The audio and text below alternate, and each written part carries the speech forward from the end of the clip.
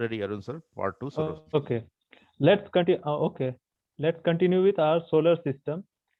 Our solar system consists of 8 planets, 63 moons, and millions of smaller bodies like asteroids, comets, and huge quantity of dust particles and gases. तो हमारा जो solar system है वो basically 8 planet से बना हुआ है ना।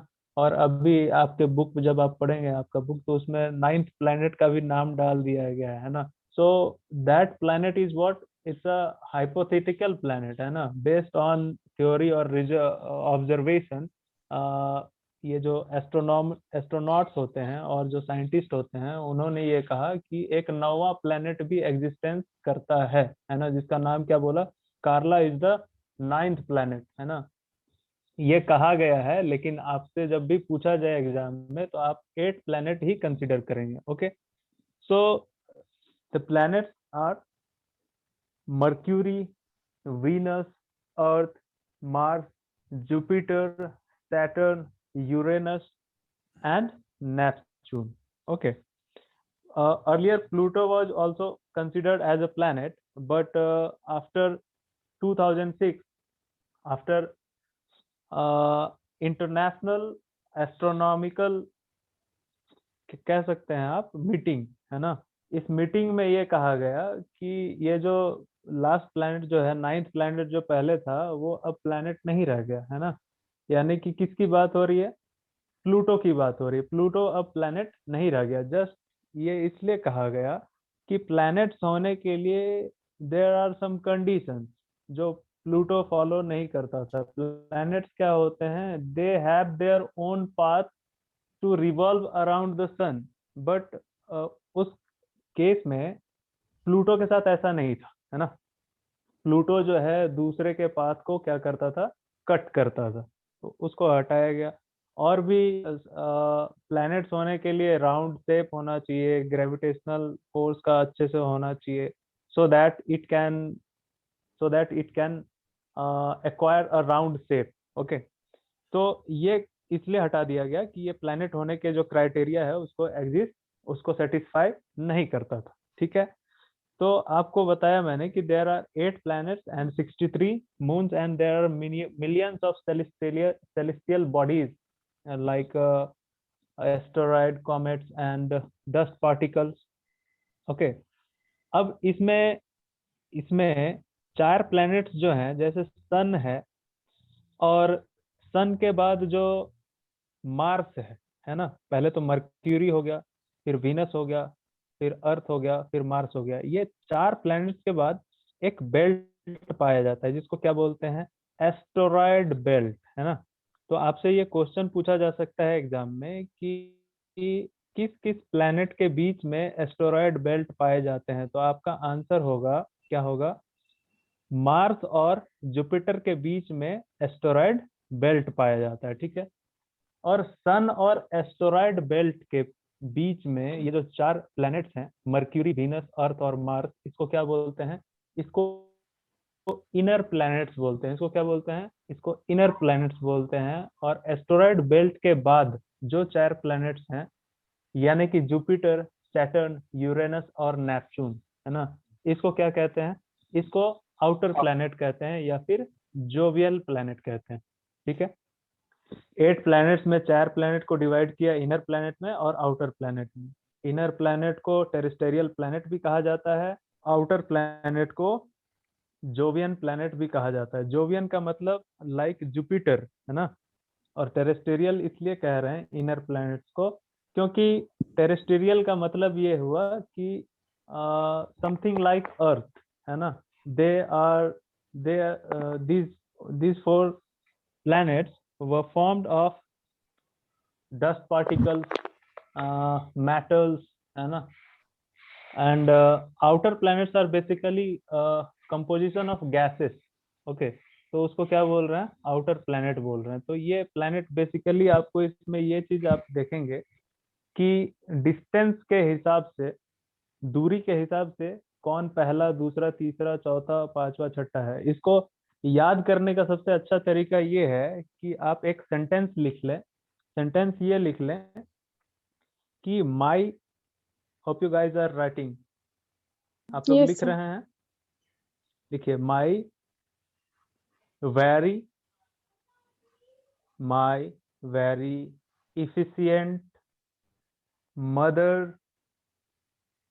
just served us nuts. My very efficient mother just served us nuts. लिख लिया आप लोगों ने? रिपीट कीजिए सर। Please repeat again. हाँ, लिखिए my very efficient mother just serves us nut. ठीक है, ये लिख लिया हो ये सेंटेंस? Yes, sir. हाँ, अब ये जब आप माई लिख रहे हैं तो माई का एम क्या हो गया? मर्क्यूरी, ठीक है। वेरी क्या हो गया? वीनस हो गया, है ना। इफिशिएंट का ई क्या हो गया? अर्थ हो गया। समझ रहे हैं बात? जितने भी वर्ड इस सेंटेंस में जितने भी वर्ड्स आपने लिखे हैं उनके जो इनिशियल लेटर्स हैं उसको अगर आप हाईलाइट कर पा रहे हैं तो आप ये बात समझ पाएंगे कि these are the initial letters of planets, है ना। जैसे Mercury, Venus, Earth, Mars, Jupiter, Saturn and Uranus and Neptune. तो ये प्लैनेट्स का नाम अगर आपको याद नहीं होता है according to their distance from the sun, तो आप इस सेंटेंस को याद कर लेंगे और उस इनिशियल लेटर को फोकस करेंगे तो आपको उस प्लैनेट्स का नाम याद आ जाएगा। अब देखिए, जहां पर आपने जस्ट लिखा है ना, लिखा है ना जस्ट लिखा है आप लोगों ने। My very efficient mother, just, mother और जस्ट के बीच में एक डॉट डॉट लाइन बनाइए, है ना। बना रहे हैं आप लोग? एक पार्टीशन Yes, दो, sir. Yes, sir. एक पार्टीशन दीजिए और उस पार्टीशन को एरो मार्क देकर क्या लिखिए? Asteroid belt. क्या लिखेंगे? Asteroid belt. ठीक है, लिख लिया आप लोगों ने? Hmm. Mercury, Venus, Earth, Mars, ठीक है।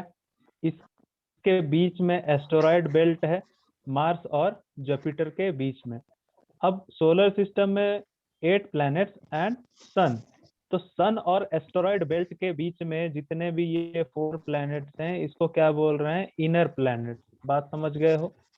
और इस एस्टेरॉयड बेल्ट के बाद जितने 4 प्लैनेट्स बच गए हैं उसको क्या बोल रहे हैं? Outer planets, Jovian planets.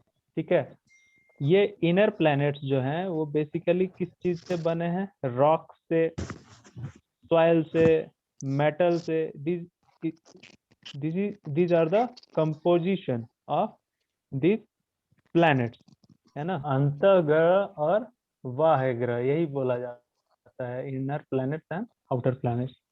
तो these are the basic things which is related to your solar system। अगर आपसे ये पूछा जाए कि सबसे अधिक सैटेलाइट किस प्लैनेट का है, ये क्वेश्चन पूछा जाता है एग्जाम में कि which planet has maximum satellite in our solar system, your answer will be Jupiter.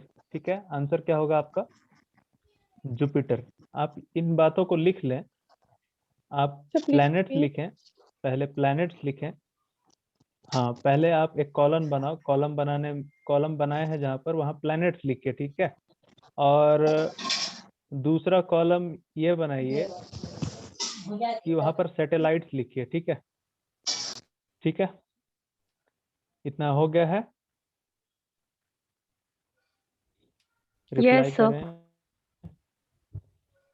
हाँ, Yes, sir. अब इसके बाद क्या करेंगे? हाँ, प्लैनेट्स में जहां पर आप लिख रहे हैं वहां मर्क्यूरी लिखिए, वीनस लिखिए, अर्थ लिखिए, मार्स लिखिए, जुपिटर लिखिए, सैटर्न लिखिए, यूरेनस लिखिए एंड नेपच्यून लिखिए। ये 8 जब आप लिख लेंगे तो सैटेलाइट वाले कॉलम में जब आप लिखेंगे तो इसमें ये लिखेंगे। पहले ये कॉलम बना लो, आप लोग बना लिए हैं? Yes, sir. कॉलम बन गया है। Yes, sir. मर्क्यूरी के आगे लिखे कितना? मर्क्यूरी के आगे 0 लिखे, 0 सैटेलाइट है। मर्क्यूरी का कितना सैटेलाइट है? 0। वीनस का कितना सैटेलाइट है? 0। मर्क्यूरी का भी 0, वीनस का भी 0। अर्थ के कितने सैटेलाइट हैं? अर्थ का सिर्फ एक ही सैटेलाइट है जिसका नाम क्या है? बताइए आप लोग। मून। मून। बताओ बताओ। मून, हाँ। मार्स के कितने सैटेलाइट हैं? मार्स के 2 सैटेलाइट हैं, लिखिए। मार्स के 2 सैटेलाइट हैं। जुपिटर के अराउंड 53 हैं। कितने हैं? अराउंड जुपिटर के 53 हैं, ठीक है। सैटर्न, सैटर्न का आप किसी किसी बुक में 53 है, किसी किसी बुक में 52 है। आप 53 ही मेंशन करें, यहाँ पर आप भी 53 ही मेंशन करो सैटर्न के लिए भी। यूरेनस के 27 satellites are there and Neptune के 13 सैटेलाइट्स आर देयर, ठीक है। 13। हाँ 13, 1 3, ठीक है। So these are the things which is these are the things which is for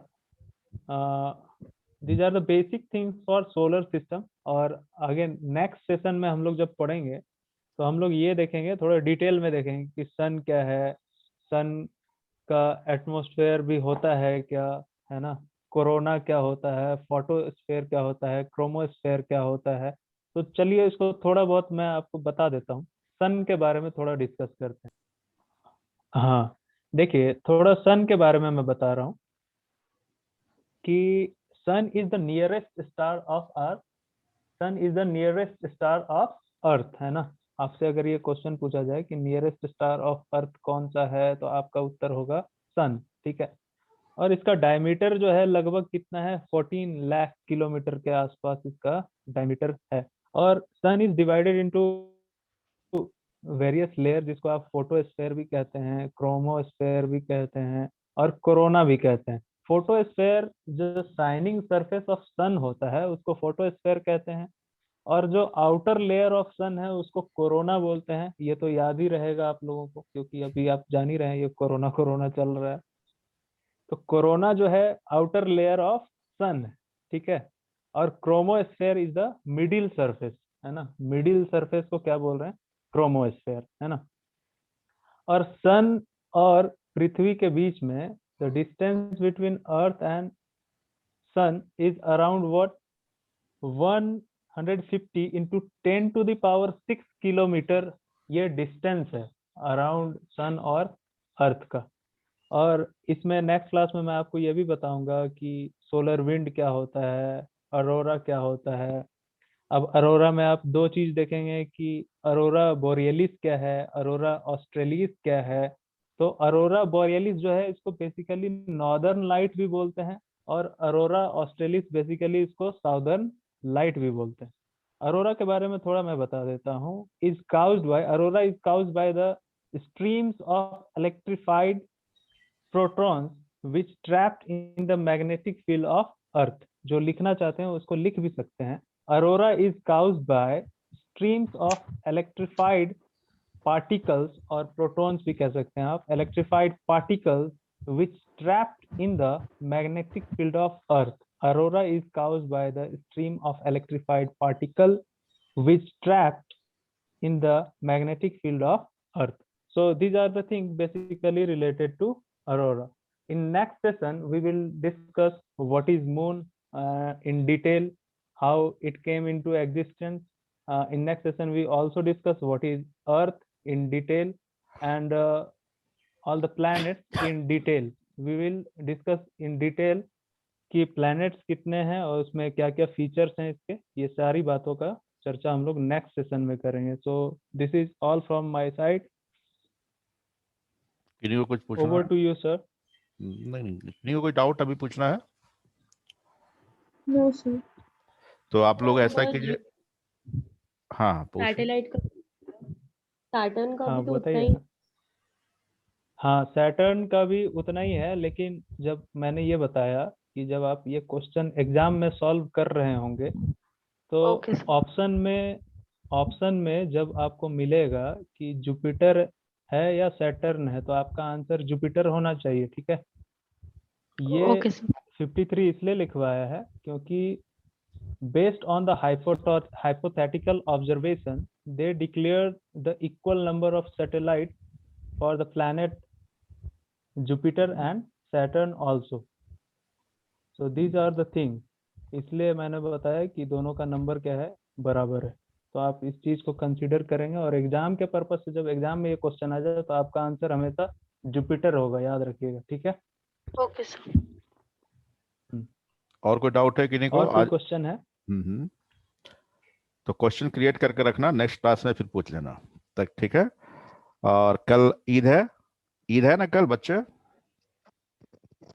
हमारे पूरे भारतवर्ष और सारे जगह ईद कल मनाया जा रहा है. तो ईद हम लोग को, अरुण सर और मेरे तरफ और सबकी तरफ, NIVM परिवार की तरफ से सभी को ईद की हार्दिक शुभकामनाएं और बधाई.